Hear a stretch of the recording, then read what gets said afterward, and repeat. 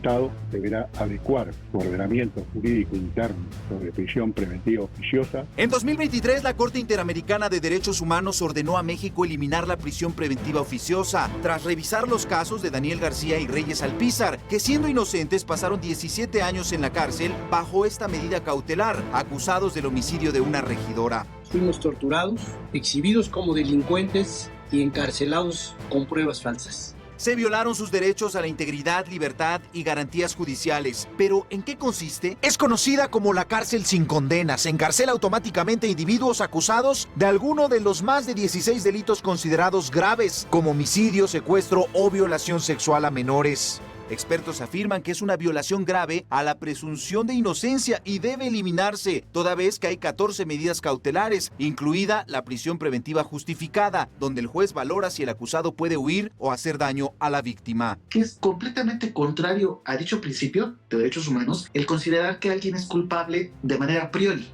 Por el ordenamiento de la Corte Interamericana, el Estado mexicano, integrado por el Ejecutivo, Legislativo y Judicial, deberían abrir la ruta para eliminar la prisión preventiva oficiosa, pero el Ejecutivo y el Congreso coinciden en que debe mantenerse. Impactaría a la posible liberación de 68,000 presuntos delincuentes. El Poder Judicial, a través de la Suprema Corte, estudia la posibilidad de atender el ordenamiento. El uso excesivo y abusivo de la prisión preventiva colocan al ciudadano en el peor de los escenarios posibles. De no acatar el ordenamiento de la Corte Interamericana, México tendría consecuencias en las relaciones internacionales y sanciones económicas, pero el gobierno afirma que no está obligado. Que aunque la Constitución y los tratados internacionales de derechos humanos tienen la misma jerarquía, cuando una norma internacional se opone a una norma constitucional, debe prevalecer siempre nuestra Constitución. La Suprema Corte debería dirimir sobre este tema en los siguientes meses, pero la reforma al Poder Judicial podría aplazar o cancelar esta resolución. Mega Noticias, Abel Martínez.